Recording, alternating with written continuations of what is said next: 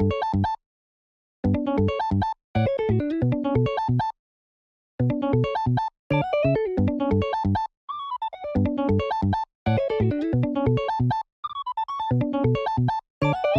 what's up, ladies and gentlemen? Good to see you again. We've got another couple matchups against my man Chance here. He was playing Zoro, I was playing Magellan, and yeah, we were just playing a couple matches after we had finished up the local tournament, and it was a lot of fun, but we wanted to see how some of these matches ended up feeling. And yeah, I know tomorrow is Thanksgiving, so just so you know, I probably won't be uploading a video, but I hope that everybody has a great day if you're celebrating, depending on where you live. And yeah, just appreciate you guys as always, and I just want to say that I'm very thankful for the community here and for everybody just being so welcoming for me coming into, you know, one of my first YouTube extravaganzas and my first TCG as a whole. So just been having a blast, and you know, can't say thank you enough to everybody. But turn one, he does play Buggy and Whiff. I'll play Hannibal and get that little Sadie. Love little Sadie. However, this matchup, as much as I like to play her, it normally ends up just being a 2k counter because, unfortunately, there are cards such as Vista right there. And there are also, like, Fire Fist and just a, you know, bunch of cards that gain a lot of value. But as you can see, he is hitting all the searchers early this game, so we're going to have to stave off a lot of aggression. But he hits a Whitebeard Pirates, and I'm just like, all right, I'll get to play my turn here soon. And then he realizes that it has to be a character here, so he does whiff on that. Unfortunately, not able to pick up the Fire Fist event. I will take the first hit, though. I think this leaves us with like 3 queens in hand, which is pretty sick. But I will just go a 6k at the life, getting another Whitebeard Pirates, and I'm just laughing. I'm like, dude, it's turn 2, and you've had like... you've had like 5 or 6 searches already. This is crazy. Yeah, but with 3 Dawn, we are just going to play that Mino Rhinoceros. Go ahead and pass it over. Love having Hannibal down just because, you know, if we can avoid the Vista, which it's not going to happen this game because he searched it out. But usually speaking, if we can avoid him finding Vista, then there is a chance that we end up getting, you know, some free swings into those low-cost cards after they get pumped up in attack. But does pick up Blamenco here off of the Ezo search, and then still has, I think, 4 Dawn to work with. So probably see a Dawn attached to Zoro swinging 6, and oh, interesting, no Vista this turn. Okay. So does choose to go 5 and then goes 6. I will counter with Little Sadie. And then Blamenco is going to get played for 2. I like Blamenco. I think he's planning on using that card because I'll be turning Mino Zebra sideways. But that card dying isn't really my biggest fear. I actually like the fact that I can kind of just cycle. And I just realized, not even thinking about it, because I hadn't played a red in quite a while, that Hannibal was slash, so I decided to take the Dawn off there. I was like, oh shoot, that is a slash character. But Dawn -1 for the Magellan, and then I will attach a Dawn and going 7k at the face. Going down to 3 life now, I believe, for both of us, and I'm fine with this. I really want to get to a point where I'm like, okay, cool. I can go for lethal if he's just going to be going for my life, you know, a lot of these turns. And I think that having Magellan on board is really inconvenient for him because it's a single Dawn attachment for a 7k swing, but also dealing with it nets, you know, 2 negative Dawn. Granted, once you get to that 10k, or excuse me, 10 Dawn turn 5, it's really not that big of a deal anyways, so kind of irrelevant. But we will see a Blamenco swing into the Mino Rhinoceros, does KO, and I get to choose some cards here. I'm thinking of whether I want to get rid of Kaido or potentially Magellan, but I actually get rid of Law instead, just because I don't believe that I'm going to ever have... I'm really never going to get much of the on-play effect there, and I think I'd rather just play some of the more useful blockers, like Mino, Koala, and Queen, since we have like 3 in hand. Yeah, but I will take the one hit from the Rush Zoro going down to 2 life. It never feels great going down to 2 life against a Zoro, but kind of is what it is. He does let the Rush Zoro go here though for 7. I think 7 was the right commit just because of how much counter power he probably has in hand at the moment. But I don't think that getting the 2k counters out of hand is all that bad. I just want to kind of pressure the board, see what he does, if he does counter, if he does take, and then I want to try and get a swing at life if possible, you know. But if he does counter out of this flamenco, then more than likely I'm not going to go for life. Yeah, and we will see Vista being used, and I decide to go Magellan instead of the Queen, and I will go 6 into the flamenco, lowering it down one more time and passing it over. Looks like we're just gonna save the queens until we hit you know, close to 10 dawn, maybe do a double queen play. I guess the only card that we really have to be sort of worried about is Jet Pistol, but you know, Jet Pistol is a pretty significant investment just to get rid of the, you know, queen that's already gotten its value for being put down on the board. And now the Ezo swing obviously just going to take out the Hannibal, but with 7 Dawn to work with, he is more than likely just going to get aggressive with what he has on board. And now we'll see a 6k swing coming in with Buggy here. And I do 1k counter out, realize that I accidentally left my die on my character, and then I decide to go, I'm like, oh yeah, shoot, I had the die on there, did you want to change your attack? So he changed it to 5. And or maybe he changes it back to 6. I think yeah, it was just the die was my fault for leaving it there on Magellan. I was like, oh, my bad, dude. It got us both. But he does actually still commit with the 6, forcing a 2k counter or to take this life. I will 2k with the X-Drake. It looks like we had a few left as well, like Shiki, potentially another X-Drake, but 1 cost for Makino, and then a 7k swing with Ezo here. And I will go a little Sadie into a Heat to get out of that attack. I don't mind going down to 1 life, but I would not like to go down to 0 this turn just because of, you know, Diable Jambe, potentially Rush Luffy.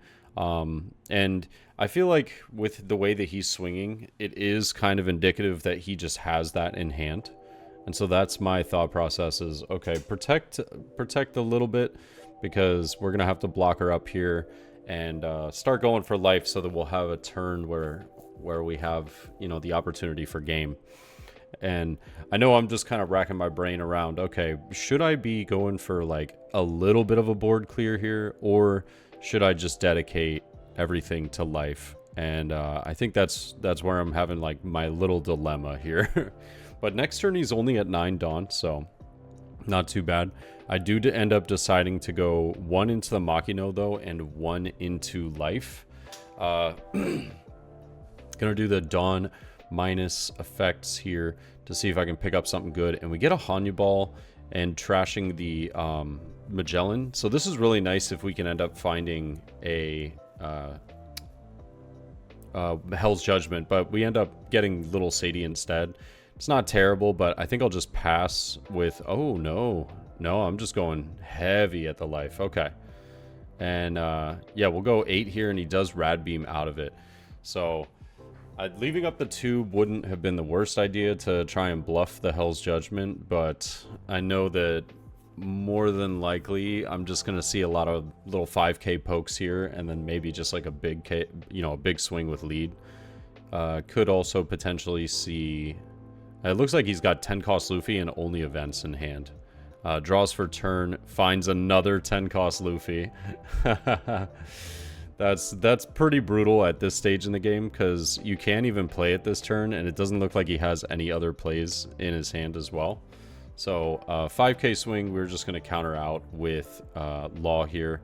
I'll counter out with Queen, and I think I definitely, I shouldn't even say I think, I definitely should have rested my Queen on one of the first ones, but that's okay. I think it could have been a target to draw. It's not the worst, not the worst thing ever, though. We will see the Fiery Doll coming down, though. So this brings leader to 10k, but he goes for queen instead of life.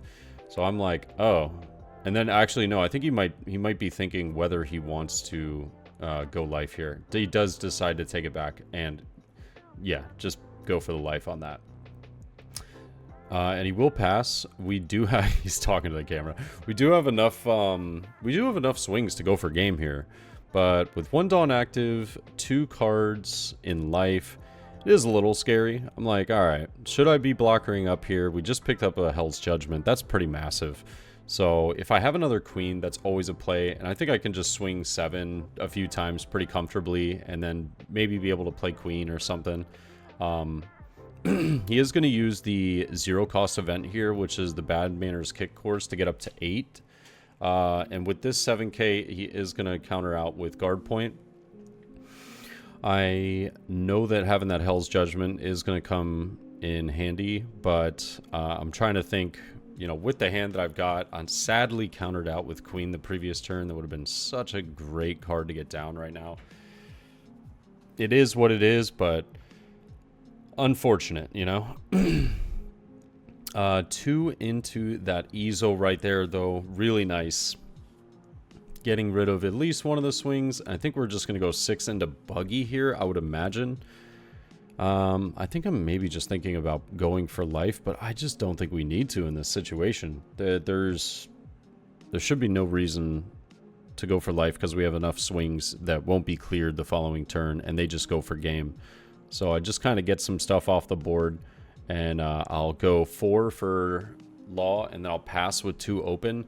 Now, I think I just die to... if I did the math in my head correctly during this turn, if I remember correctly, I die to 5 cost Luffy and Diable Jambe. Or no, excuse me. I die to Diable Jambe, and I live if it's 5 cost Luffy. I had enough counter to get out of the Luffy going up to... what would it be? I think it's 11k. I believe it would be an 11k swing. Yeah. But the tough part about that is that he swings 6 with leader first.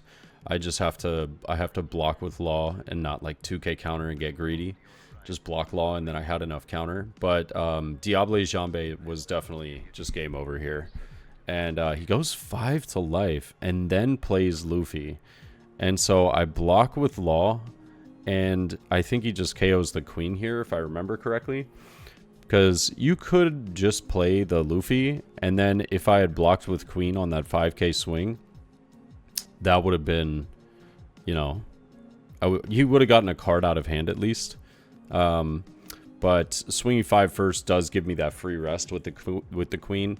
And now with 2 cards in hand, or excuse me, yeah, 2 cards in hand and 2 cards in life, I feel very comfortable that we can just go for game here. We go 7k, and he uses guard point to bring up leader to 6k, and I will just go 8 here then, and then he gets Fiery Doll bringing down leader by 10k, but Hanya Ball being that extra swing that we needed, pretty massive, and I think that he could have swung Ezo into the Hanya Ball that previous turn, but we did have enough counter to get out of that. But I think if he had just done that first, I might have just let it go, and I think that would have been game. Simply because I was more afraid of like a 5 cost rush Luffy or a Diable Jambe there, so I wouldn't have like prioritized, you know, wasting the counter power. So all in all, not bad, but little scary there at the end. I think had it gone a little differently, we definitely would have been taking that L right there. And now game 2, the 10 cost Luffy is now in my mind a little bit. I'm like, okay, this is a card I need to think about. This is a potential threat at the end of the game. You know, those blockers are always amazing, but they're only amazing until that card's on the field. And I'm like, oh god, no. Especially with having no life. It's like, oh yeah, I'm taking that hit. There is no shot that I'm not taking that hit. But Hanya Ball here on turn 1. I'm just kind of thinking of whether I want to pick up you know, counter power or potentially Magellan. That's usually my go-to thoughts is like, okay, do I need a blocker here? Do I need counter power or do I need Magellan? You know, depending on what the hand is and what my opponent's Dawn situation is, that's usually the thought process. And Izo is going to pick up a Flamenco here. So solid first search for him. Getting off the Flamenco in this match is always really nice because I do have a lot of like 5k, 6k stat characters. So it could be, you know, pretty annoying to just have them reduced by 2 every turn. Buggy, looking at the top 5 though, we did get the Mino Rhinoceros down, finds a guard point, slaps that down and throws it in hand. Hopefully this game, I can't remember if I do, but hopefully I'll be able to get down the 7-cost kid, because I think we have it in hand this game, yeah. I wasn't able to find it the last one, but I like that card a lot, and in order for red to remove it, it's pretty annoying. It's a very annoying card to deal with. And now, we're just going to see a 5k swing. Yeah, 5k swing and another 5k swing. Oh, actually, he chooses to keep it active. Yeah, was going to go 5, but then decides to keep it active. Pretty smart, because I know I'm going to be turning my cards sideways here. He knows that I lack removal on this turn as well. So I will just be going 5 to life. More than likely just going to take this and go down to 3 life, but just have a, you know, plethora of resources in the hand. Fire Fist is slightly annoying. It's not that bad though, because if I lose Honey Ball, whatever, who cares? I just I like to keep the Honey Ball if possible, you know, because it's always nice to be able to swing into his low cost cards with something of equal value. And we'll get a 6k swing going, and he does counter out of this one, staying at 3 life. But yeah, Magellan's just that's a really pesky card for him to deal with. Could play, you know, we could see like a Fire Fist here this turn, but it's more than likely not going to happen. I feel like in the past few matches, I don't know if I've really seen an Otama come down from his side, so I'm not sure if he maybe just hasn't drawn into it or wasn't running it, but you know, Otama goes real hard, as well as the Flamenco, obviously, you know, but Otama with the on play, just getting rid of potentially Magellan and Hanyu Ball here and swinging into Mino Rhinoceros, getting a really big board clear, can just allow him to, you know, really pop off. But the 5k swing into Shiki, I am just going to get out of that pretty easy. Just give it a 2k counter. It looks like he's considering playing down Marco. We also do see the Makino there. And I think Makino, you know, is an idea to try and get Mino Rhinoceros out of the way. And then Vista to KO the Hanyu Ball. Yep. So 3 for the KO on Hanyu Ball, and then 1 more for Makino to pump up Buggy, and that actually brings Buggy to 7. He's thinking of whether he wants to swing with Buggy or use it on Izo, actually, because it's like you can get a 7 or a 6, but yeah, if he goes with Buggy, Buggy's more than likely going to be KO'd. If it's Izo, a lot of the times I'm kind of ignoring it. I'm not gonna lie. But Buggy can be quite annoying, just because it's only 1 Dawn that he has to dedicate towards that card. And now, yeah, I think we're just kind of talking it over a little bit, as well as our friend Violet on the side was, you know, giving some input onto the match as well. And 6k here decides not to go to Mino Rhinoceros, just decides to go face. And I will 2k out of 1, though, take the life on the other. Excuse me. And now I think we're up to 6 Dawn. Yeah, because we did use the Dawn minus effect with Magellan. With no Dawn active, I don't see this Zoro being defended here, but it might be. And I guess it will be. Bad Manners Kick Course to defend the Zoro. I'll just go 5 now. Just kind of poking the bear. Want to see what happens. We'll see a 1k counter, I believe, with Marco there. And one for Hannibal. Probably trying to find a Mino Koala if I had to take a guess, but Little Sadie's just going to be, you know, the answer. We'll get the 2k counter. Kind of call it a day on that. And with the remaining Dawn, though, this might just be like a 9k swing into Zoro or something. I'm just trying to think, like, might be 7 or 9 right here into Zoro. I did, unfortunately, kind of put myself in a bit of a position, not going for Makino as well. And I will just go 7 into the Zoro and pass it over with 2 active. So now Makino is going to run rampant here with Buggy being able to swing 7k, potentially Izo bumped up to 7k, 5 from Vista. This is going to be a big damage turn. We're going to see 1 for Buggy here, though, picking up another event. It does look like his hand is going to be pretty bricked up with some events here, though. Fiery Doll being picked up just because that added aggression onto a leader swing is extra terrifying. Yeah, with 5 swings this, or no, excuse me, 4, because Makino's not attacking. 4 attacks this turn. He's definitely going to be dwindling down our hand size. I do choose to take this one. We do end up drawing into Hell's Judgment there. I was deciding whether I wanted to use it for the Dawn return, but it doesn't really do me any good. I'm just going to bring Izo down from 7 to 4, and then Leader from 6 to 3 here, using the minus 3k effect of Hell's Judgment. And then we're going to see pumped up by, I believe it's 4k, so that's still a 7k swing coming at me with the Leader right there. And I know I'm in a situation. I'm in a situation right now where I for sure am not going to be able to defend, like, or not be able to go for board, excuse me.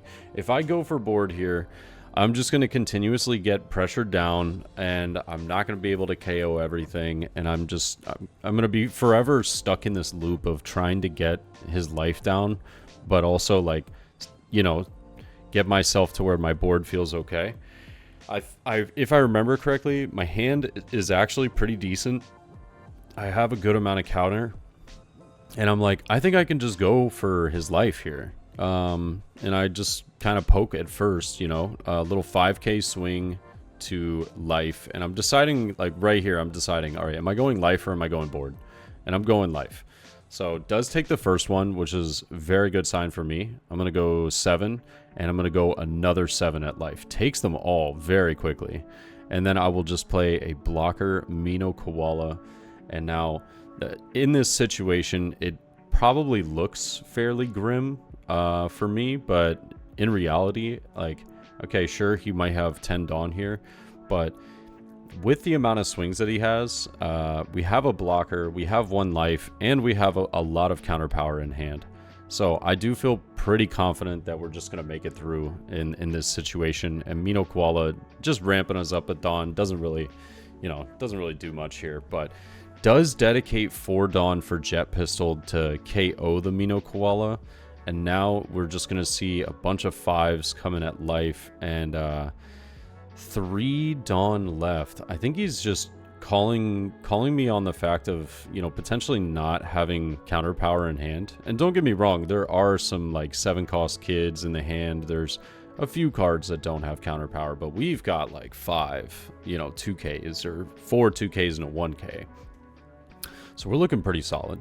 I'm going to give him an X-Drake here, though, at first. I know that I have a queen in hand. I guess I was just getting, like, a little greedy and wanted to save that queen, and so I was using 2k counters instead. I don't like that I was doing that, if I'm being completely honest. But the reason I was countering out of all of these instead of taking it, you know, because I could just take it and have the counter power, is because I didn't want to leave him with 2 Dawn for the Fiery Doll. But he is going to go a 7k here, and he did, have the Fiery Doll. And I will just get out of it with a 2k and a 1k. I believe it was like a Hannibal and a little Sadie there to get out at the end. But we had a few more. We had X-Drake And yeah, we were looking pretty good. I like the way that we played it at the very end of the game, but fun matches overall. I think Magellan can definitely handle the aggression. Just kind of have to, you got to counter at the right times and take life accordingly. It really comes down to when you play your blockers, how you use them, and it's a lot of fun. I think that Magellan's just, it's definitely been my recent interest. I've been having such a blast with this deck. And yeah, well, that's about it, guys. I hope everybody has a fantastic Thanksgiving, and we'll see you soon, okay? Take care, and peace.